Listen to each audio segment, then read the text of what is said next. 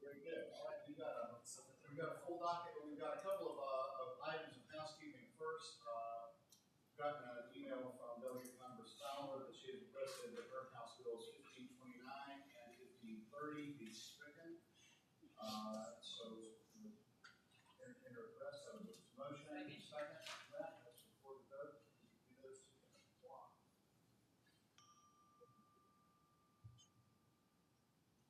And those bills. Yes. 2-0.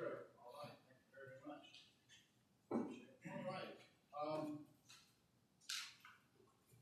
Would you like me to take you first, or do you want me to move on to the vote? Not on the committee, but we'll start with that first. So we will start. I don't see Delegate Rock here. Let's start with Delegate Parker. House Bill 2049. Good morning. Thank you, Mr. Chair. This is 2049. Virginia law currently allows curbside voting for seniors 65 and over and individuals with a physical disability. Our law is out of line with the Americans with Disabilities Act because it only provides this reasonable accommodation for people with physical disabilities, whereas we should be providing this accommodation for anyone with a disability who needs it. Our current law harms individuals with non-physical disabilities who can't always predict the conditions of polling centers, including crowds, loud environments, lines, unexpected situations, and much more. This bill would bring our law into alignment with the ADA by removing the word physical. This bill is different from the one that you saw last year in that it requires that the accommodation, in this case curbside voting, must be related to the person's particular disability. So it limits curbside voting to people whose disability is connected to their ability to enter a polling place, rather than expanding it to anyone with a disability broadly. We've worked closely with stakeholders and DLS on this language, and I hope it's the will of the subcommittee to report the bill. Thank you. All right, thank you. Questions from the committee? All right, anyone here wishing to speak in favor of the bill? Good morning, Deb Wake with the Women Voters of Virginia. We urge you to support HB 2049. This bill makes a significant improvement in Virginia's current rules on curbside voting. The League has long supported rules that facilitate the ability of voters with disabilities to vote in person, and this small change to require curbside voting for voters with any permanent or temporary disability, whether or not physical, would be a vast improvement for those needing this service. Thank you. Thank you, ma'am. Others? Good morning, Jennifer Vanny, Fairfax County, and we also support this bill to increase access for those with invisible disabilities. All right, wonderful. All right, anyone here wishing to speak against the bill? Now we've got several folks online that have weighed in, so I'll start with, let's see, Colleen Miller. Ms. Miller, are you with us? I see you there. And you just need to unmute. There we go. There we go. Sorry. I just couldn't get it to work. I'm sorry, Mr. Chairman. Mr. Chairman, members of the committee, thank you so much for considering this bill. As you probably know, the Disability Law Center of Virginia surveys polling places. This year we went to more than 500 of them on Election Day. And the vast majority are doing a pretty good job with curbside voting. They seem to have done well with the changes that the legislature enacted within the last year. But there is this one pretty significant problem that people who have difficulty with voting, who wish to vote curbside, but don't have a physical disability that impairs them, that still is a significant obstacle to their ability to vote. So we urge you to support this bill. Thank you. All right, thank you. Ms. Beednell, Lucy Beednell, are you with us? We are? I'm here. Good morning. Good morning. I'm Lucy Beekno from the ARC of Northern Virginia. I'm here to share a little bit of a personal story behind this bill. It came from an advocate, Connor Cummings, who I know many of you know, who reached out to me. Connor's on the autism spectrum, and when he was having a really hard day, he went to the Fairfax County website to see if he could vote curbside because voting's so important to him, and saw that he was excluded because he didn't have a physical disability. He was heartbroken and overwhelmed. This bill came out from him and all the self-advocates that we know that really want to vote and be a part of politics, but sometimes can't predict the nature of their disability on any given day. Thank you so much for your support. Thank you. Ms. Champion. Good morning. And just to take off from what Lucy said. I'm Teresa Champion with the Virginia Autism Project, and Connor is actually driving to Richmond right now for Autism Awareness Day, Autism Advocacy Day, and he wants you all to know that he and others want to vote. He prefers to vote in person where he feels proud to mark his paper and put it in a machine. He sees others who are voting and what they believe in, but that does not always work. Some days he wakes up with struggles. Those days, crowds, lights, and sounds are more difficult. Those days are not planned or predicted, they just come. He still wants and needs to vote. So please vote positively for this bill. Thank you. All right, thank you, ma'am. And we finally, Tanya Milling, you with us? See you there. Good morning. Hi, yes. Tanya Milling with the ARC of Virginia. I align my comments with Teresa and Lucy, standing here not just for Connor, but for thousands of others, people with disabilities across the state who need to be able to access this. It has to be related to the fact that they need this accommodation, and it does put us in line with federal law. So we strongly support this bill. Thank you. All righty, thank you. And thank everyone for their brevity and their comments on that. I've got some that are signed up to speak against. Vic Nichols, I saw you there, but are you still... We still online, or did we lose everybody? Oh, there you are. Ms. Nichols, good morning. And you are muted. No, I was removed and then added back. And added back. Okay, very good. Well, welcome. Thank you. Even under the ADA, it is not required that they accommodate you if it is too burdensome. If you've got too many folks trying to take our physical disability accommodations, it becomes a problem where our ability gets crowded out by others who don't need it. You can vote. They're remote. There are accommodations for that. We went through this last year with another delegate, and it was voted down. There are accommodations. Just because somebody else gets to do something, other people get to run marathons. I can't do that. And there's no requirement for an accommodation to do that. With respect, please allow those that do have the physical disabilities to be able to keep the one special accommodation, and everyone else use the remote. That's what it's there for. Thank you. All righty, thank you, ma'am. And finally, we have Miss Andrea Bayer. Ms. Bayer? No, not with us. Okay, and Ty Mallory? Not with us this morning. Okay.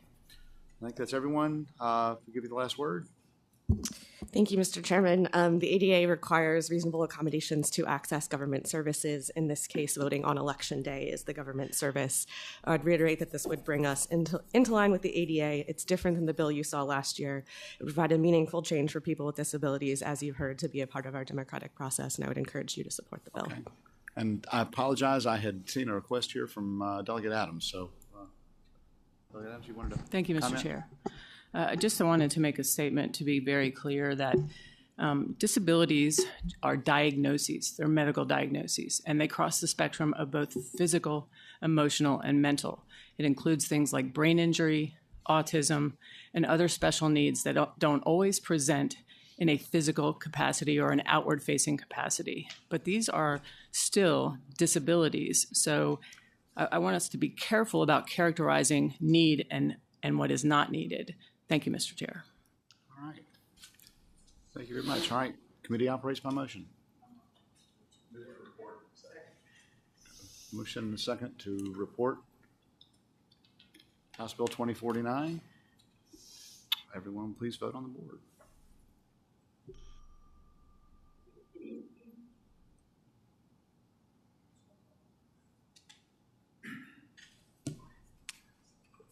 And motion report fails on a vote of 4-6. All right, thank you. Thank you, Mr. Chair. Thank you, Delegate Parker. All right, next. Let's see, Delegate Tran. Don't see Delegate Tran here. Nor Delegate LaRock, so we will jump down.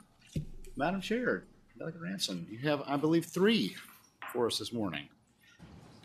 Thank you, Mr. Chairman. Members of the committee, I can start with I'll start in order with House Bill 1680.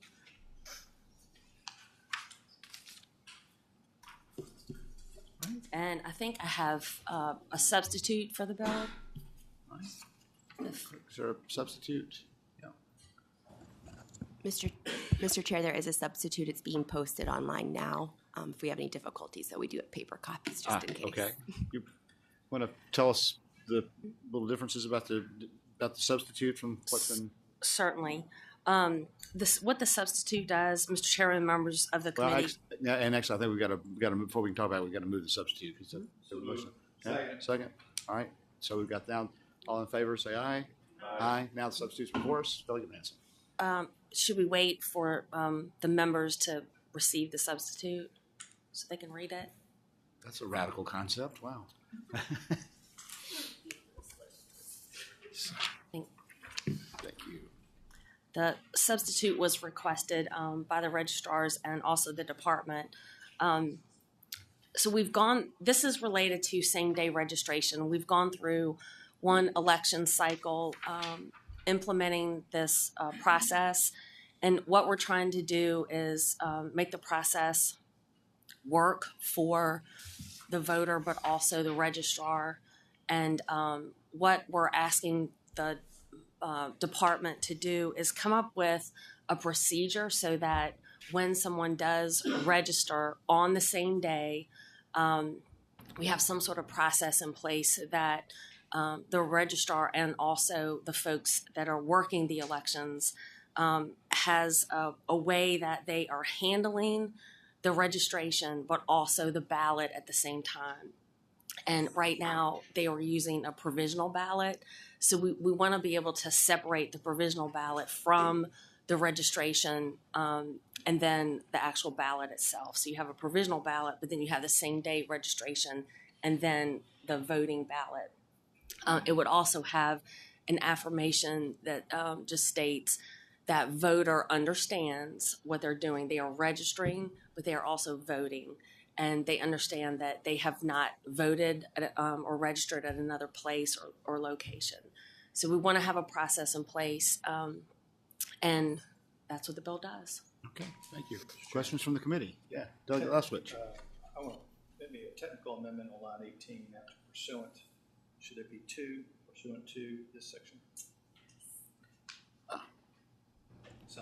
Mr. Chair, thank you.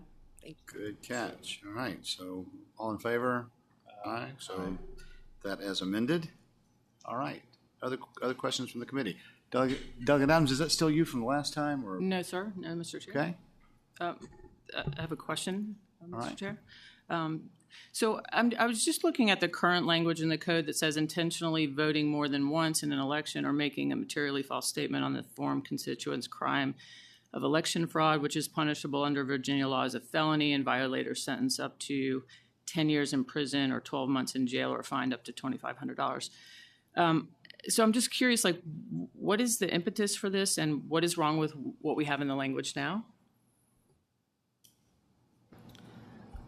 Mr. Chairman, Yeah. Delegate Adams, we just want to make sure that the person that is registering and then voting is clear once they come in on that day that they understand what's happening. We have that affirmation in writing. Okay. Yeah, Delegate Adams. Could you tell me what you mean by understand? If somebody's coming to register to vote and then they want to vote, what are they not? What is it we're trying to make more clear to them? That they're signing that affirmation once they register at that location. Thank you, Mr. Chair. Delegate Glass. I was going to ask the same. I was just trying to figure out, like, what problem are we trying to solve? Because I'm, like, looking at the registration, and you've already, Mr. Chair, the delegate already mentioned the warning before. So just for clarity, I would imagine, right, like, just process-wise, I know that I'm not registered. I want to go vote. I know that I'm going to have to register first and then vote. Is it like almost like I guess like I feel like is this like trying to affidavit it in some way? Like what problem are we really trying to solve? I'm not clear. Mr. Chairman, Delegate Glass, So right now when they go in, they are registering, and then there's a provisional ballot. So we'll have separate envelopes at this time. So, and Meg, if I can just ask you, is there anything on the current process if someone comes in to register to vote on the day of the election, is there anything that discloses to them when they do that now that if they have already voted early somewhere else, or if it's a general election and it's an election year for a national election, congressional election, that if they've already voted in another state, maybe that for them to do that here is there anything on that form that lets them know this is a felony for you to do this? Mr. Chair, so we don't actually have very much in the law about how same-day registration is going to work. This would be a first step towards saying, like, there's going to have to be this process that requires this type of affirmation. I don't know what is being done in practice. I think there are some people from the state board, and they're looking up at me, but I see that they're here. So they might be able to speak to what they're already doing in practice around same-day registration, but as far as what we have in the code, it's pretty silent. Okay. If anybody would like to weigh in, I certainly want to. Oh, you've asked. All right. Good morning, Mr. Chairman. Right now, some of the other forms that we have do have this disclaimer on it. For example, when you go and sign a voter ID confirmation statement, if you come to vote and you don't have an ID, that also lists this disclaimer on it. So it's not unusual to have this kind of a disclaimer on forms when you're getting ready to vote. Okay, great. Thank you. All right, Delegate Adams. Yes, I just have one more question for, thank you, Commissioner. Mr. Chair, my question is, how many people to date, or even in the last 5 years, have been prosecuted for falsely signing a statement like this, or registering to vote and then voting, but actually already did this? So if you're signing a statement and you're forging somebody's name, that's difficult to prosecute. We don't have cameras seeing who it is that's signing that, because you're signing somebody else's name, so we can't prosecute that person clearly. It's a difficult crime to prosecute. Mr. Chair, just to follow up, so I'm understanding that we don't really know because it's difficult. So how will this make it less difficult? I think that the intent of the author is just to inform people when they're going through the process. Thank you, Mr. Chair. All right, thank you, Delegate Adams. All right, we got some folks online that would like to say, let's see, Ms. Robbins, see you are there. Good morning. Thank you, Mr. Chairman. I'm Allison Robbins. I'm a Director of Elections in Wise County, and I am also with the Voter Registrars Association. In looking at this bill, to us, this is just a good housekeeping bill. This brings some of the same uniformity in other places in the code into the requirements surrounding same-day registration. The Registrars Association fully supports this bill and thanks Delegate Ransone for working with us. Thank you. All right, thank you. Was there anyone else in the audience wanting to speak in favor of the bill? Yes, ma'am. Good morning, Mr. Chairman, members of the committee. I'd like to thank Commissioner Beals for her clear, concise, I hope she answered your question, Delegate Adams. It's impossible to know who's signing a piece of paper in an election place, whether it's in-person absentee or on election day. There are no cameras. You cannot take pictures inside a polling place. So if somebody comes in, I walk into a polling place where someone is registered, I know their name, I know their address, I sign their name, I sign their address, I vote their ballot. There's no way to prosecute me because you don't know who I am. This way, it reinforces to the voter who comes in, who is registering the same day they want to vote. It is clear, it is a form, they sign, they recognize that they are stating and swearing to, affirming to, that they have not voted anywhere else, either in another state or in another locality in Virginia. It's a clear reminder and a help, because in the days of 45 days of in-person absentee, there were people who came into the polling place in November, and this may seem strange to those of us in this room who are elections all the time, they didn't know whether they'd voted or not. They couldn't remember whether they had voted. They had maybe put in an absentee ballot in the mail and they didn't know whether it had been received. This is a reminder to them of the process that they have completed. So I stand and appreciate the delegate for bringing it. Thank you. Okay, thank you, ma'am. Delegate Scott. Thank you, Mr. Chairman. Speaking to the bill. Yes, sir. I see absolutely nothing wrong with this, putting a disclaimer for somebody just to make them aware of any potential penalties. In my day job, I do security clearance investigations, and when we interview a person going for their security clearance, we put them under unsworn declaration. To the best of my knowledge, I can't think of a time in the past 5 years where somebody who's gone for a security clearance has been persecuted for falsifying information. But that's part of the unsworn declaration, is that they affirm that under the laws of the United States that the information they're going to provide will be true to the best of their knowledge and belief, and that they will be subject to any legal ramifications for falsifying that information. And so I don't see anything wrong. I see it as like a speed trailer that you see on the side of the road where you're going 55 and a 35, and then that starts flashing, and it just reminds you to slow down. And so that's all I see this as, and so I have a motion when appropriate. Okay. Well, the committee does operate by motion. Move to report. Second. All right, have a motion and a second to report House Bill 1680. Everybody please vote on the board. Yes, with the substitute as amended. I'm assuming that is what your motion was. Yes. All right, thank you.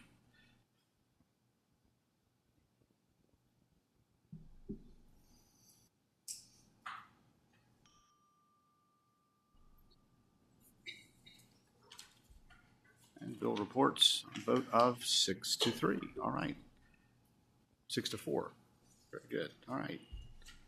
Delegate Ranson, you have couple. Oh, all right. We'll go ahead and jump over. Our Delegate Tran, I see that you have arrived, so we'll hear your House Bill 2212. Good morning. Good morning. Thanks for spotting me behind this podium. I have House Bill 2212 with you today. I do have a substitute, please. All right. Can we report the substitute?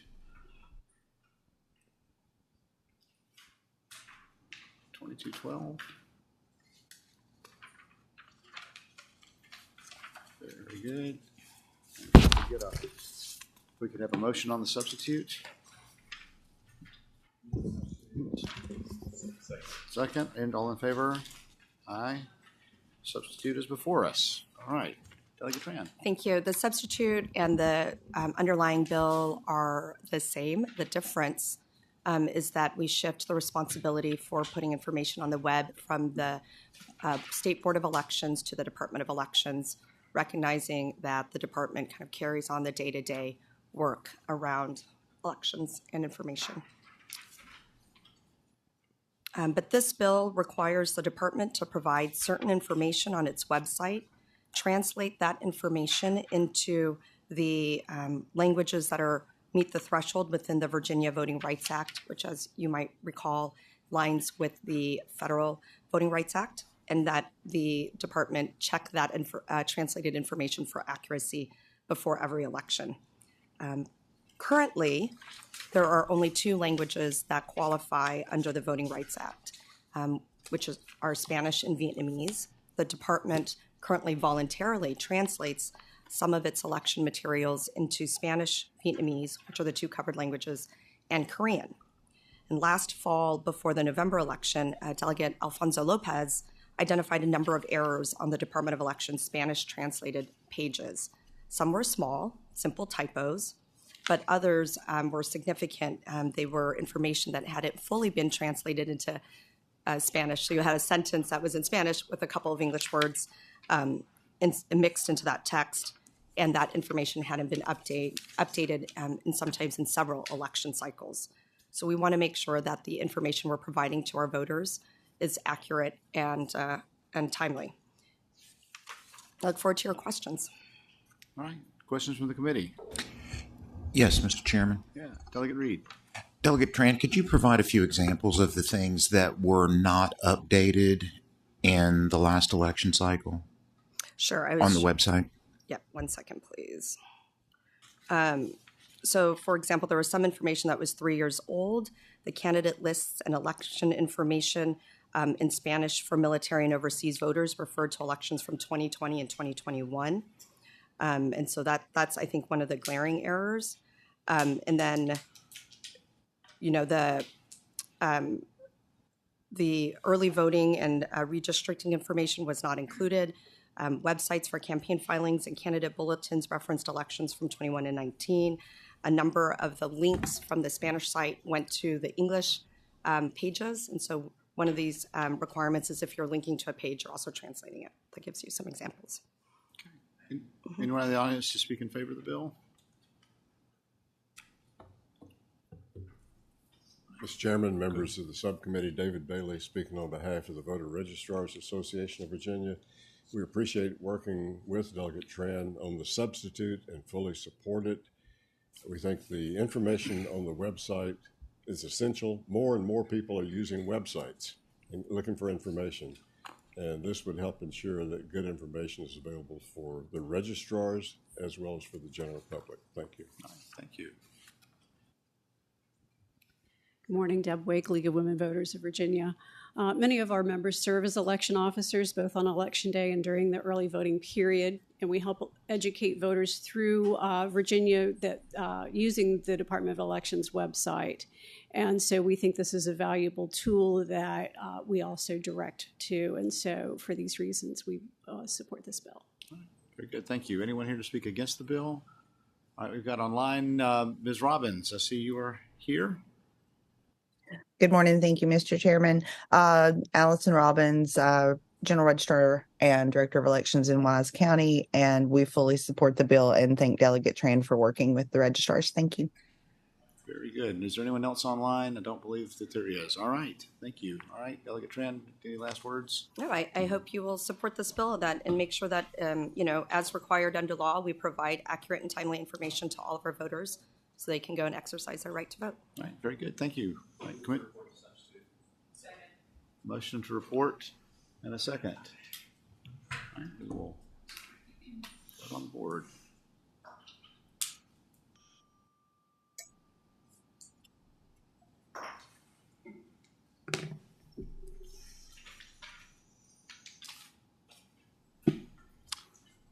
And motion to report fails by a vote of 5-5. All right. Great. Well, thank you so much, Mr. Chair and members of the committee. All right. Thank you. All right. Delegate LaRock. Let's see.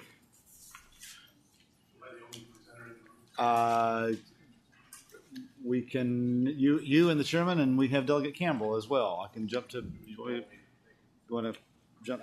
If we could, Delegate Campbell, your House Bill 2454.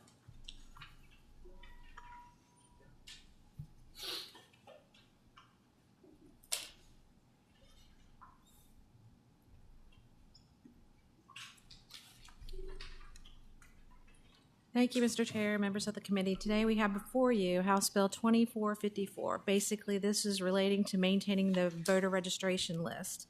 Currently, the list only has to be maintained on an annual basis. If passed, this legislation would require monthly maintenance on the list. This would help provide a more accurate list of eligible voters, and it would also help to distribute the workload of the registrar's office throughout the year versus once a year. All right. Thank you very, very much. Questions for the committee? All right. Mr. Chairman, is there any substitutes or amendments? I think that I was under the impression that there was going to be possibly a change to the monthly update to something less frequent but more than biannual. Don't believe we have. Okay, thank you. On that. All right. Anyone here to speak in favor of the bill? Yes, ma'am. Hi, my name is Shelley Oberlander, and I'm election officer and recently appointed to the Loudoun County Electoral Board. We want to support Delegate Campbell's bill 2454. It's the job of the registrar to maintain accurate voter rolls, and this is a way that they can do that through the national change of address occurring more frequently. As well, Commissioner Beals has led the way with that by giving us 2 NCOAs this year, February and July. And I think the more often that the registrars can have the national change of address mailing sent out, they can keep better voter rolls. Thank you, sir. Okay, thank you, ma'am. Anyone else speak in favor of the bill? Mr. Chairman, Claire Bell Wheeler. I too am a member of an electoral board in Albemarle County, and I strongly favor this because it will, and I've spoken with multiple registrars, and they too favor this bill because it will provide them a monthly update for the national change of address. Currently, the law provides for an annual, which this year was initiated in December. The commissioners kindly said in her address to your committee a month or so ago that she would try to do it twice a year, but you're still dealing with 6-month to 12-month-old data. The federal law, the federal law requires that each state maintain current and accurate registration rolls. If you're dealing with information from the NCOA that's provided to the Department of Elections in December, you can see that by the time the following November election comes, you're dealing with year-old data. Nobody in business, nobody in any other process deals with year-old data. When you're trying to contact the people, and you're all going to be up for election, when you're trying to contact your voters, you want to know the people who are still living in your district in August, September, October, November, not the people that lived the previous year. This is not going to provide any more expense for the department because there is an organization called True NCOA, and there are other industry leaders that provide information. True NCOA costs $40 for 5 million names and addresses for changes of address. This will provide the registrar small, monthly, incremental data batches, which they can deal with on a regular basis rather than an annual dump. Most of the registrars appreciate this consideration for their time. Thank you very much. Thank you, ma'am. All right. Others to speak in favor? Yes, ma'am. Hi, my name is Lindsay Zaya. I'm with the Virginia Institute for Public Policy, and for the reasons previously expressed, to help the registrars with their workload and to maintain current and accurate voter list maintenance, we support this bill. Thank you. Thank you. All right, some folks online, and we're going to ask that we can set the time for a total of 2 minutes per side on this, because we really do have to keep things rolling along pretty quickly on this, because we're going to run out of time if we don't. So we have some folks to speak in favor. Let's see, we've got Ms. Cohen. You with us? Yes, I am. Once or twice a year, voter updates could also have unintended consequences of delaying justice in Virginia. The Supreme Court merges the current voter rolls and list of registered voters in each county in order to supply the clerks with a jury pool. Currently, there are also many notices that are returned undeliverable, which means the clerk has to then send out notices to others on the voter rolls, and a portion of that mailing could also be returned undeliverable. This is obviously a burden to the clerks, impacts our environment, creates extra work, but the government also promises, just like the promise to vote, a swift and speedy trial. And we all know that justice delayed is justice denied. So in that light, also, there may be other departments that depend on accurate voter rolls, and I think that that should be taken into consideration. Thank you very much. All right, thank you. Ms. Nichols, are you with us? Yes, there were 2,164 ballots cast during early voting in the November election where the voter's primary or mailing registered address on record was flagged as invalid by an NCOA database check. If you include addresses identified as 90 vacant, that total goes to 4,274. We need to have this because we obviously have issues. Thank you. All right, thank you, ma'am. Ms. Gregorian. Yes, I support it. I strongly support this. Too bad we only have a little bit of time because there's so much needed on this. However, I would like to bring up a point that I haven't heard mentioned, which is the portion of ballots that are returned as undeliverable according to the permanent absentee list. At least this would address a small portion of those ballots that have been affected by a change in 2020 that through those ballots, instead of being taken off of what used to be an annual list, now puts them into the confirmation process. So this law was changed in 2020, HB 207 for some reason. So while this won't take care of the entire problem of these permanent absentee ballots coming back undeliverable and continuing to be sent out, it will address a portion of it. Thank you. Thank you, ma'am. All right. And that's everybody we got online. All right. Any further orders? Yes. Yeah, Mr. Chairman, I wanted to ask Mr. Bailey, since he represents the voter registrars, do they have a concern or position on this? Because going from annually or biannually to monthly, I'm just curious about workload and the ability. I mean, I get the point that it's like you're getting this every month as opposed to a large tranche every 6 months, but how do your members feel about this particular legislation? Mr. Chairman, Delegate Reed, the Voter Registrars Association has taken no position on the bill. I think the reason why is that they try to defer to you, the policymakers, to establish the policy, and then they will do it. I have not heard from the association that they thought this was something that they were going to support or oppose, but just no position.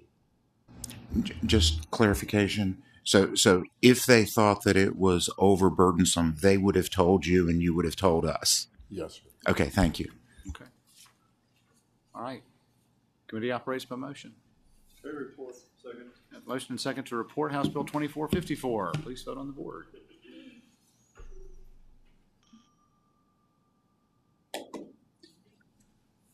And motion to report passes on a vote of 7-1.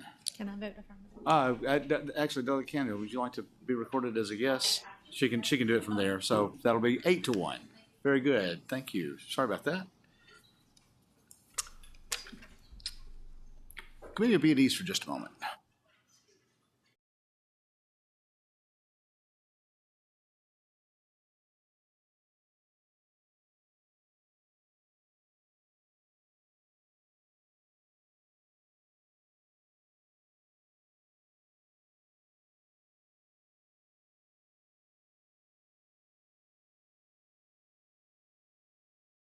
We'll bring the committee back to order. Delegate Ranson. Mr. Chairman, let's see if we can get unanimous consent on this one. This one, I think we'll all agree on, I hope. Let's see. Do what? That's right. All right, let's take up House Bill 2266. 2266. Yes, this is related to absentee ballots coming in by precinct. And House Bill 2266 requires the State Board of Elections to set guidelines for the registrars to have the absentee ballot reported by precincts and get the results counted and uploaded on the State Board website within 7 days. I have a line amendment. Okay. I forgot. I apologize for that. So they want to report the line amendment? Mr. Chair, on line 16, after the first instance of the, we'll insert 7th calendar. And then on line 16, after day, we'll strike after and insert following. So it'll read that the deadline is the 7th calendar day following the election. Mr. Chairman, members of the committee, I can explain that. I think I was a little. Can we move the amendment? Second, right, the amendment's before us. Mr. Chairman, I think in my first attempt to draft the legislation, I was a little anxious and aggressive in my wish to ask the registrars to get this counted and uploaded on the website, and they requested a little more time, and also understanding that some of these ballots are coming in by mail and they're not received until sometimes Friday. So again, what we're asking is that the state board get this information uploaded and on the website within 7 days, and that it's done by precinct. Okay. I think we have folks in the audience also to speak. Delegate Van Valkenburg. Thank you, Mr. Chair. Question for you, Meg. So for that line 16 where it says such policy shall direct that all results are posted promptly but no later than many days. So we're saying, is that saying for both 1 and 2 we would do it 7 days after? I guess what I'm wondering is for the 1, wouldn't those results be in that day, so it wouldn't need the 7 days lag time? Do you see what I'm getting at?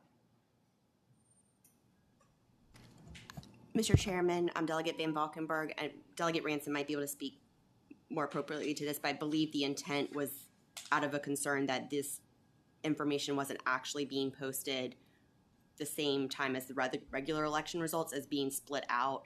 And the goal of this, I believe, is to make sure that there's a policy in place to ensure that not only is the law followed as far as separating these election results, making sure that the data is clear, but also having it available, well, now no longer the day after, but at least 1 week after. Okay, then follow-up question, because I think that confused me. I think that confused me more. So for the, and I think this is for the patron. So for the first, right, in 2021, we passed a law that splits that off, right, and divides it, and it had 2 separate precincts, because the problem we saw, right, was that you couldn't, as a registrar, count all those and get them up in a timely period, right? And so everybody was like, why is the results taking until whatever time it took? And so then we split them off. So you had your absentee ballots in one, right? And you had your early vote in the other. I guess what I'm wondering is,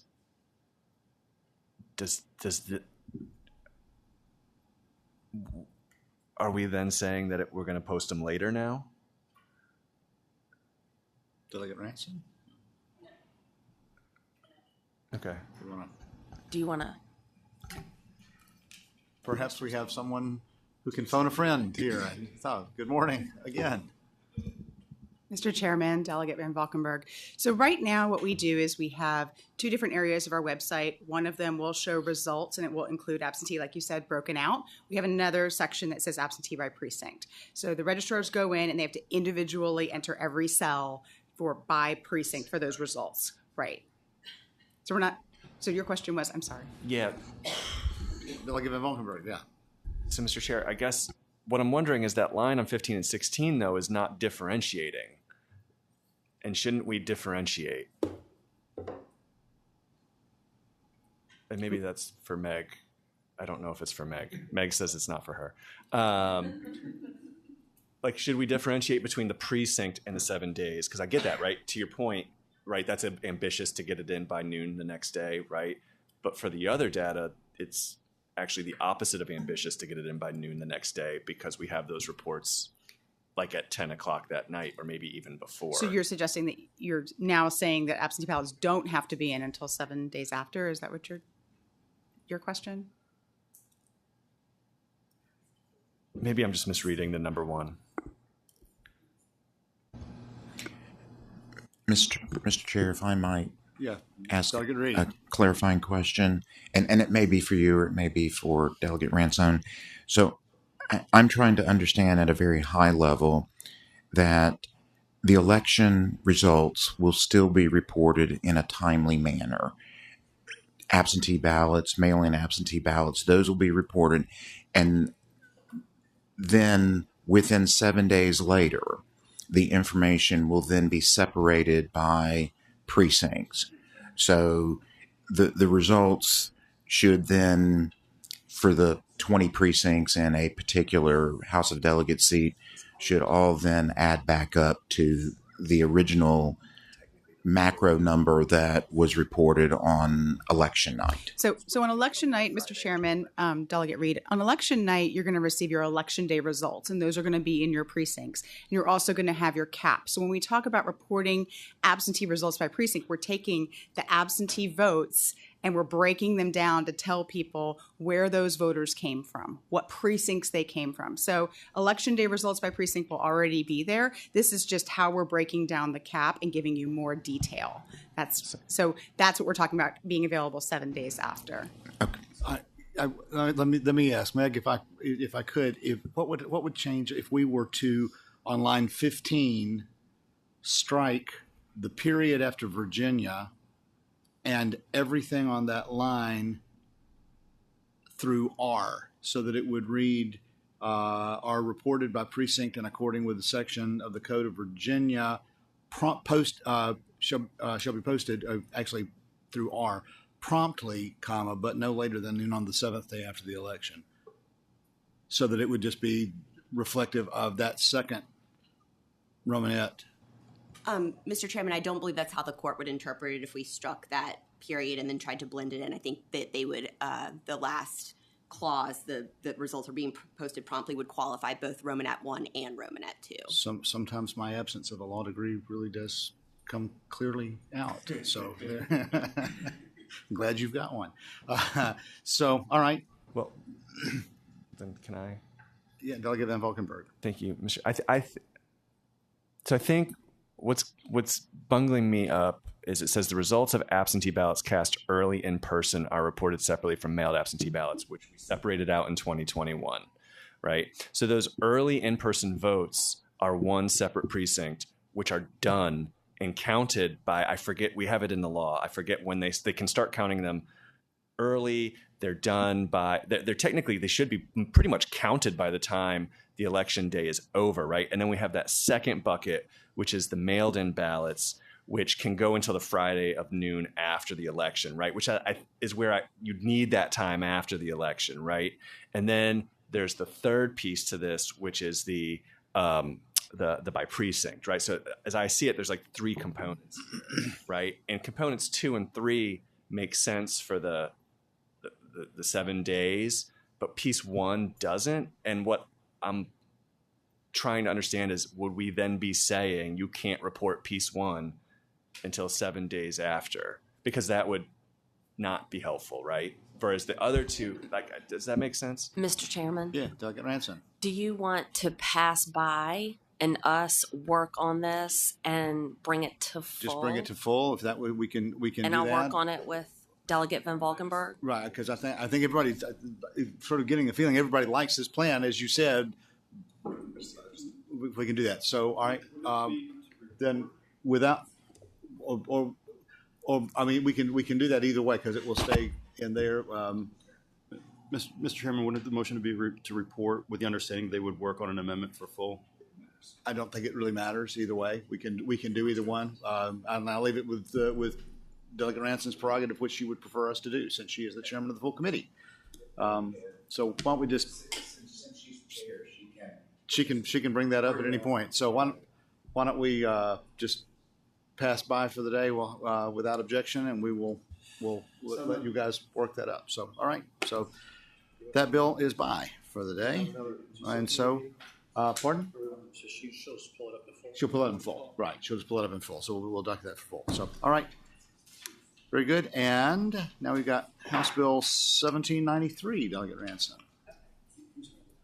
Mr. Chairman, members of the committee, House Bill 1793 is related to voter information that can be updated at DMV. In 2020, the law was changed so that when you conduct a transaction at DMV, the first thing that happens, you are asked if you are a registered voter. So you go through a series of about 15 questions on the front end of your DMV transaction. And what it is, it's called an opt-out. And in the United States, there are 22 states, and of course, DC, that have opted to do this. And before 2020, we were what's called an opt-in. So what my legislation does is revert us back to an opt-in. And this is done at the back end of your transaction at DMV. What this has caused is a little bit of confusion. If you go to DMV, obviously your mind is set on updating your vehicle. You're doing something related to maybe a trailer, or updating your driver's license transaction or something like that. But the series of questions related to your voter information or your voter status or where you live, your military status, even in my own district, it has bumped people out of their registration. It has bumped people out of where they live. It has changed their registration status. And I'll tell you something interesting that happened where I live in a rural community, and we have a lot of farm workers. And they were actually, so they have a Social Security. They also get driver's license. And but they are not able to vote. And they received information by mail, and it actually confused them and it frightened them. They were scared. They came and they said, "Listen, I'm not sure what's going on, but I'm getting information in the mail. I just want to make sure I haven't done anything wrong." So while well intended, it can be confusing for a person that's just going to DMV, whether it be in person or online, and it has caused a little more harm than good. So aside from the huge dump that has occurred from DMV over to the Department of Elections, and so what this bill does, again, it just reinstates from opt out back to opt in at DMV. And I think that there are folks in the audience that can help answer questions. I'm sure we have people for and against. And again, I'm not trying to do anything that is harmful to folks signing up to register or to register or change their voting status or do anything harmful. I am trying to say that this has been difficult to process. You've actually turned folks at DMV into registrars, because when they go in person, the first thing that they have to do is talk to them about voter registration. So, and that's in the 2020 legislation if you read it. So, again, I think it's important that we keep the two entities separate, but it also be a resource where if a person at the end of their transaction, they want to update their information, they could. So that's what the bill does. Thank you. All right, questions from the committee? Anyone here to speak in favor of the bill?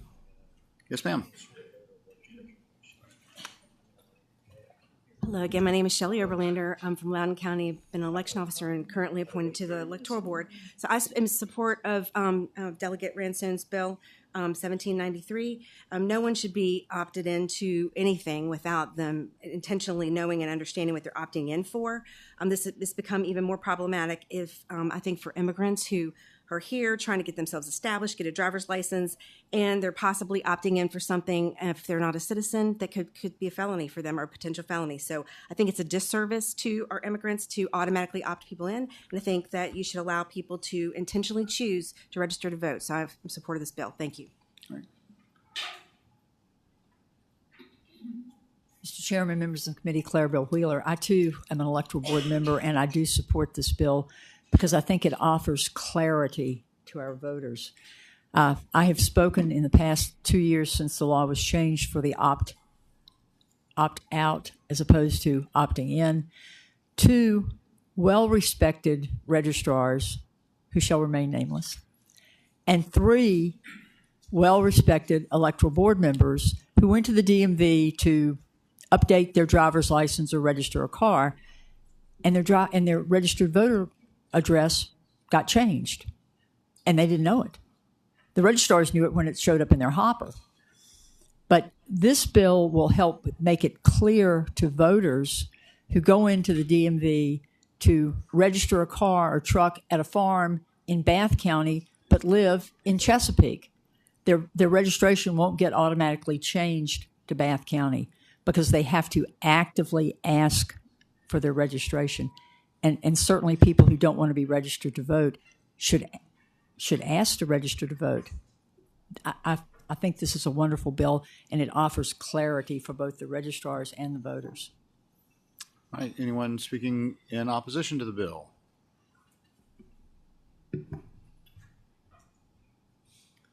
Deb Wake, League of Women Voters of Virginia. Currently, the DMV sends the voter information directly to the Department of Elections, and the current process should be retained as it not only encourages voters to exercise their right to vote, but it also helps ensure that the voters' information, such as their correct residence, is updated in the voter registration system. Thank you. Okay, thank you. All right, see, Ms. Robbins, you signed up on this one. You're online. Do you have? Thank you, Mr. Chairman. The Voter Registrars Association does not take an official policy related to opt-in versus opt-out. That we feel like that's a policy decision for the General Assembly to determine. Thank you. All right. Thank you, ma'am. All right. Any other thoughts? Committee operates by motion. Not to report.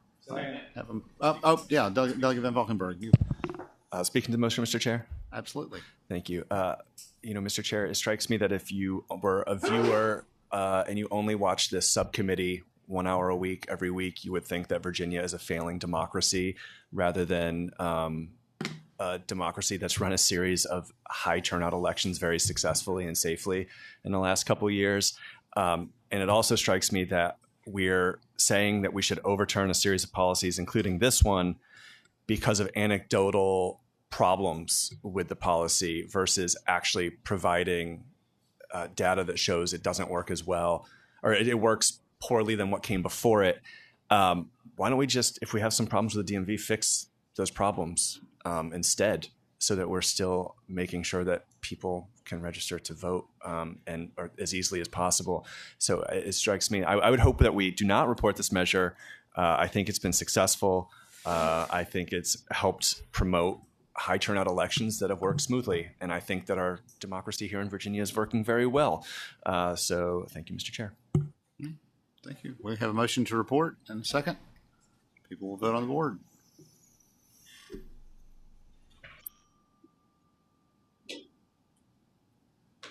And motion to report passes on a vote of 6-3. All right. Thank you, Delegate Ranson. And finally, we have Delegate LaRock. House Bill 1847. Responded to your signal text.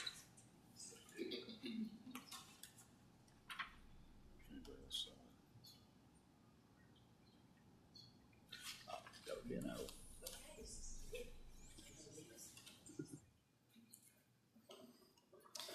Mr. Chairman, I am presenting a substitute, and because of communication on my part, it may take the clerk a second to post the version that I'm asking to present. Okay. Again, a substitute. I can begin to explain that if you'd like, Mr. Chairman. Okay. Have we got paper copies on this? Mr. Chairman, I was prepared for a different version to be presented, so I do not have paper copies of the particular sub being presented right now.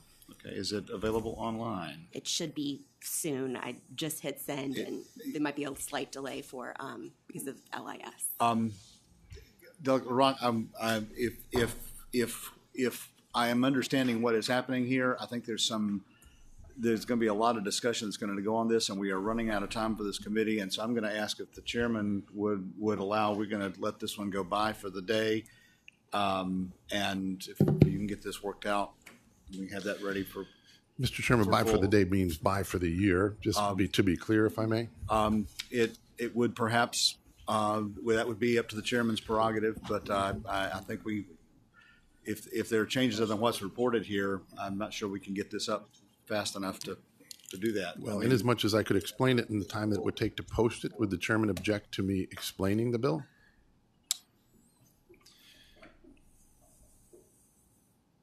There are people that have traveled here to speak to the bill. And I appreciate that, Delegate Rock. I really do.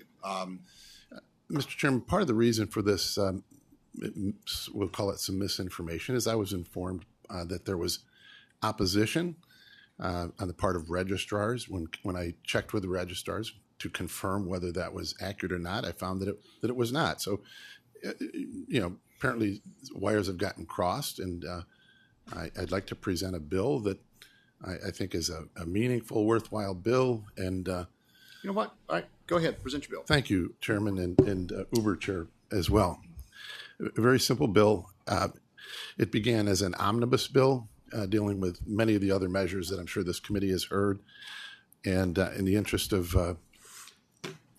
allowing maybe the best opportunity for passage, we've pared it down to just a couple of different things that hopefully Meg will show you. But simply put, we're proposing to strike the section of law that was recently established, which would allow 16-year-olds to pre-register.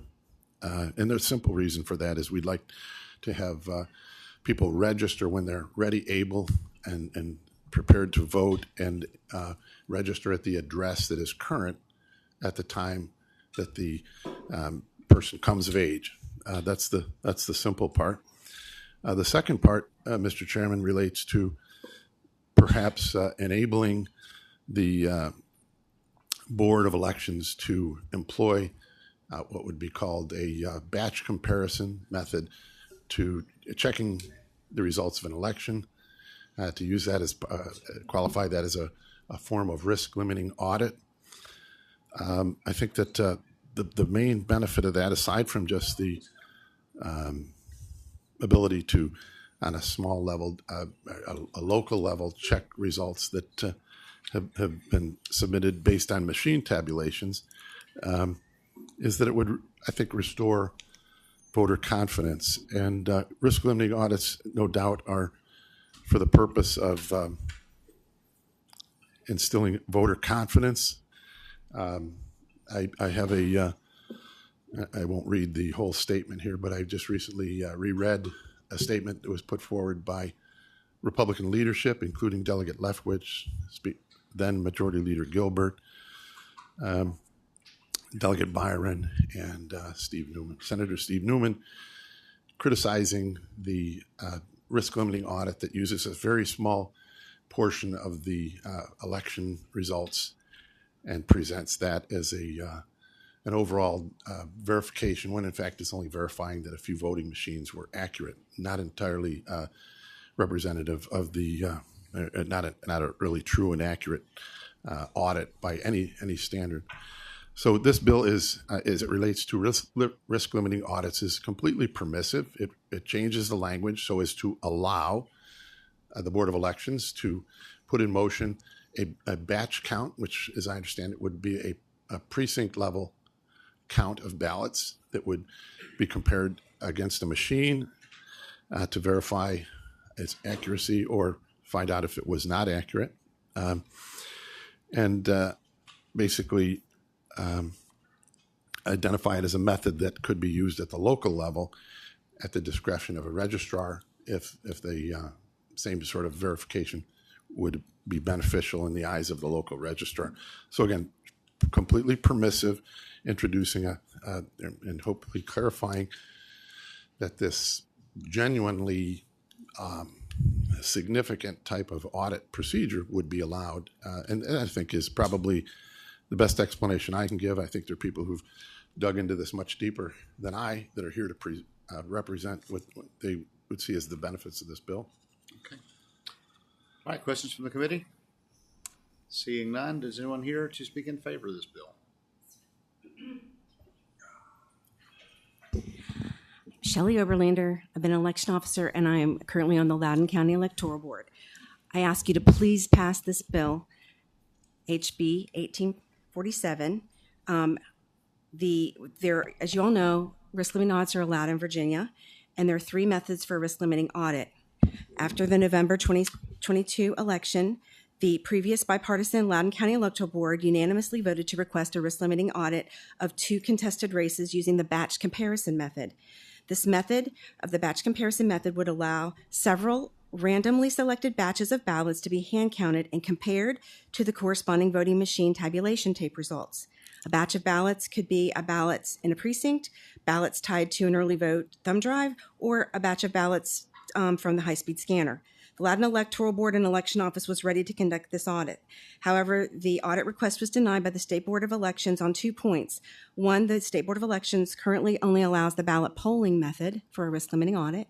And then also, Virginia Code 24.2-671.2D says that the locality can only conduct an audit for the local races under its jurisdiction. And so Loudoun would have had to coordinate with the other 7 counties in the 10th Congressional District to just do an audit for the races that were on their ballot. We would have had to do the whole district. This is not a recount. This is just allowing the local electoral board to do an audit of the election that their office conducted. This has to be changed legislatively, and Delegate LaRock's bill does that. So I ask, he reworded the 24.2-671.2D and allows the local election office to do the random sampling of several batches of ballots for the races that they conducted by their election office. Frederick County also asked for this to happen after the November 2022 election, and they were also denied. for the same reasons as Loudoun. Electoral boards have to certify the elections that they're responsible for that they conducted with their election office, and so they ought to be able to use the batch comparison method and verify the accuracy of the results from their voting machines and simply do the election conducted by their election office and not have to involve other counties. Please vote for HB 1847 to remedy these problems in the current law and allow electoral boards to request an audit of the elections that they have to certify. Thank you so much. Mr. Chair, I just have a question. I'm still trying to look for the current version. Is it dated 124 or is it dated 131? It just posted. It just popped. Okay, thank you.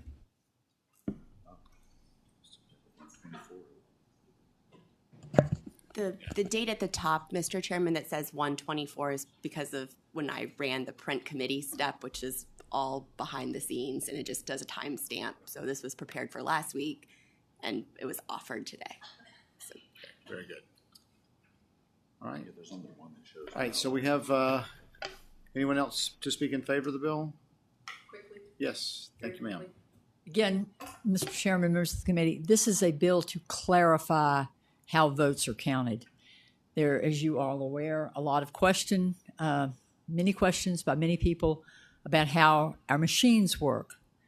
Despite the fact that Virginians feel that our machines are working accurately, the current risk-limiting audit pulls in some localities where there are 14,000 ballots, 2 ballots. And that's supposed to tell you that everything went well on counting the ballots. I don't think that's accurate. You can't make that determination. This would allow the localities to count the ballots in their machines. And as you've heard, at least 2 localities have asked permission to do that. That way you would know factually how the machines counted the ballots and relieve some of the anxiety. Again, it's a bill for clarity. Thank you. Okay. Thank you. Chairman Committee, my name is Lindsay Zaya. I'm with the Virginia Institute for Public Policy, and we also support this bill. It is simple, it's effective, and able to be understood by every citizen who should also be able to understand how their audits work at the local level. Thank you. Okay. All right, we've got anyone here speaking in opposition?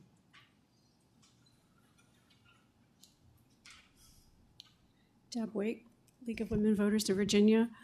We support pre-registration of 16-year-olds. We believe that they want to, it's a good step to becoming a full citizen and a participant in the community, and it's a great way to start that process. Thank you. Okay, thank you. Mr. Chairman, members of the committee, I'm Angie Bezick on behalf of Verified Voting. Appreciate Delegate LaRock's desire to make sure in smaller areas within a particular jurisdiction that the count is correct. But in advance of an election, they do logic and accuracy testing of the machines. And the language, as I understand, has not been removed. Line 488, which may include an audit of the portion of the ballots cast in a district until 490 through the electoral board, upends the work that you all did last year to set forth the structure for risk limiting audits. Already you can do the batch comparison. There's a report that ELECT has put out that says all the ways. Section or paragraph J we're fine with. He's just restating, but the language in D upends the work that you all did last year and made through the House unanimously. Okay. Delegate Van Valkenburg. Mr. Chair, I guess I would ask the delegate, it's 2 questions, I guess. One is, so this bill would let any local electoral board for a state, let's say a statewide election, do its own audit of its voters' votes in that election. So Henrico County would do an audit of the Henrico County votes in the gubernatorial election, for example? It would require the permission of the state board. Okay. Follow-up question, Mr. Chair. Yeah, Delegate Van Valkenburg. So let's say there's a scenario where there's a Democratic governor, which means you have Democratic boards throughout the state, and a Republican is elected in the next gubernatorial election. And the Electoral Board of Richmond says, we don't like that. So we're going to do an audit of all of Richmond City's elections. And then they spend the next 2 months spinning up controversies and conspiracies to say that the Republican gubernatorial nominee, electee, is not the legitimate governor of Virginia. And then, poof, 2 months later, oh, but the audit was fine. Would that bill allow this to happen? Very hypothetical, but I'll play along with that. A batch count of a precinct could be done by volunteers or election officials probably in a day. So they could perhaps drag that out over 2 weeks, but I think realistically that would take 1 day to do a precinct, and it would reinforce whether or not the machines were accurate and the vote overall was accurate. So you develop a scenario where motive would be otherwise, but I think it would be very hard for that to play out. Follow up, Mr. Chair. Delegate Van Valkenburg. I would ask the delegate, haven't we seen that happen across states across the country, and real world examples just in this last election where localities refused to certify their vote in a statewide election because they did not like that the Democratic gubernatorial person was elected? For instance, you're in Pennsylvania to or Arizona? Again, another sort of hypothetical into the motive of people and instances that I'm really not familiar with, but yeah. Thank you, Mr. Chair. I would just have, Mr. Chairman, if closing, this is a permissive bill. It does not instruct anybody to do anything. It allows them, if at the discretion of the state board or the local registrar, that there's reason to conduct this, to either to both check the results and to promote the voter confidence that the results are representative of the votes cast. Okay. All right, we've got some folks online that wish to speak concerning the bill. Let's see. Ms. Moore, I see you there. Good morning. Good morning. Good morning. Can you hear me? Yes, ma'am. Great. I support 1847, allowing for audits using the batch comparison method. The current method, which is the ballot polling method, compares just a few ballots relative to the total number with the final outcome of a race. It is by no means a reliable indicator of accuracy because it relies on extrapolation rather than a true comparison, leading to questionable results.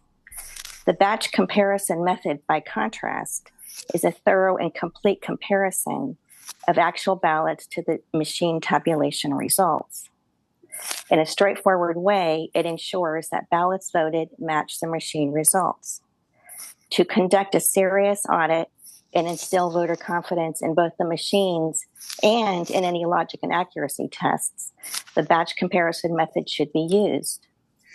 To address the delegates' concern about possible conspiracies, should there be such a conspiracy, that's a criminal offense, can be prosecuted, just like a voter registering and voting in someone else's name can be prosecuted. If we're worried about transparency with respect to this bill, perhaps cast vote records could be shared with the general public. And that way everybody can see which votes were for whom and the general tally and if that was accurate. All right. In short, thank you. I support batch comparison. 27 seconds left. So, Ms. Block, would you like to weigh in? Yes. Thank you, Mr. Chair. Can you hear me? Yes, ma'am. Welcome. Yes, I'm Elizabeth Block from Prince William County. I chair a working group in the county that engages county citizens in elections. And members of our group have observed the risk limiting audit and also serve as election officers. And we have also observed logic and accuracy testing. We have people who are engineers, mathematicians, and several statisticians in our group. These are reasonable people. They are not conspiratorial. And these colleagues and I very much support the inclusion of the batch comparison method to the risk limiting audit. This allows localities the option to tabulate a larger batch of real ballots instead of using a very tiny. We're out of time. I'm very, very, very sorry, and we unfortunately don't have additional time to listen to others. So I think we've got everything before us. Committee operates by motion. Mr. Chair, so I'd like some more time on this, and may I propose perhaps we do what we did with the prior bill, and that is pass it by for the day, and then if it's amenable and the chair feels appropriate, then she can pull up the full committee. I make a motion to table. And that is a non-debatable motion. Motion to table 1847. Please vote on the board.